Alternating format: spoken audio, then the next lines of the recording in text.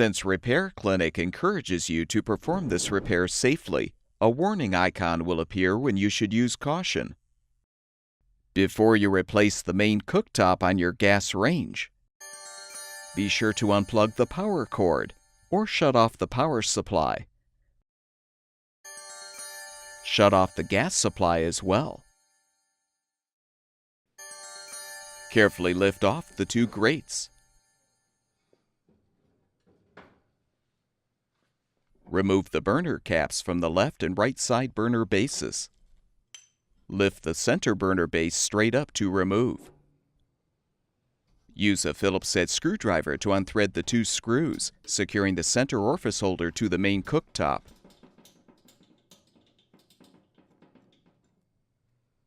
Next, unthread the screws securing the four remaining burner bases to the cooktop.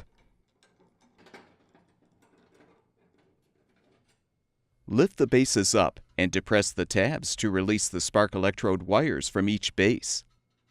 Make sure the wires don't slip below the cooktop.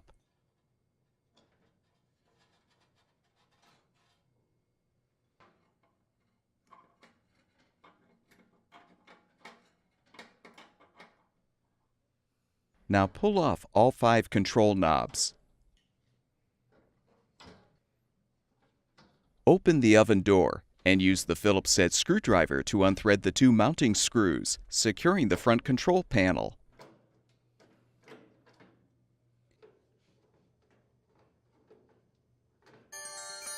Lift the panel up and out. Unthread the 2 screws securing the main cooktop to the support bracket.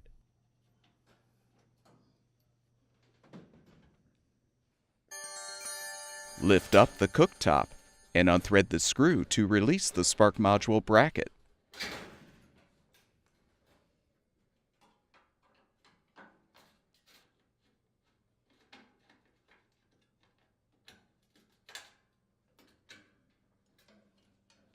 You can now fully remove the old cooktop. Install the new main cooktop by first aligning the spark module bracket and securing it with the screw.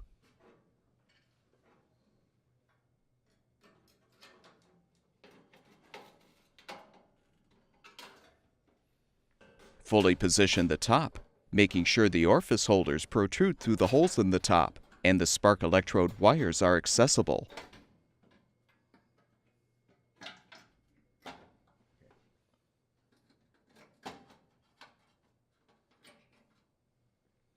Thread the 2 lower screws to secure the cooktop.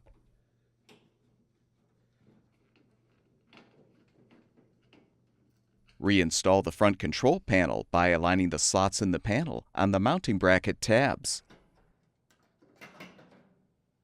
Thread the mounting screws to secure.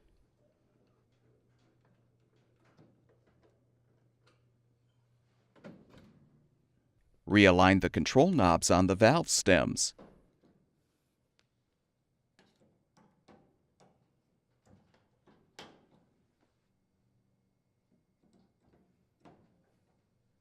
Replace the screws to secure the center orifice holder to the top.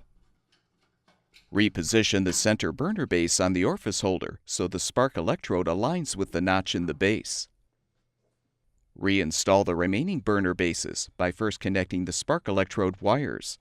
Then position the bases and thread the screws to hold them in place.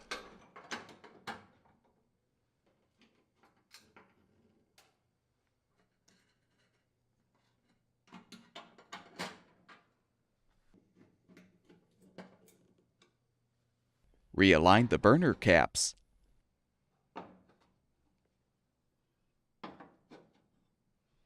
Replace the grates by positioning them on the supports and gently lowering them.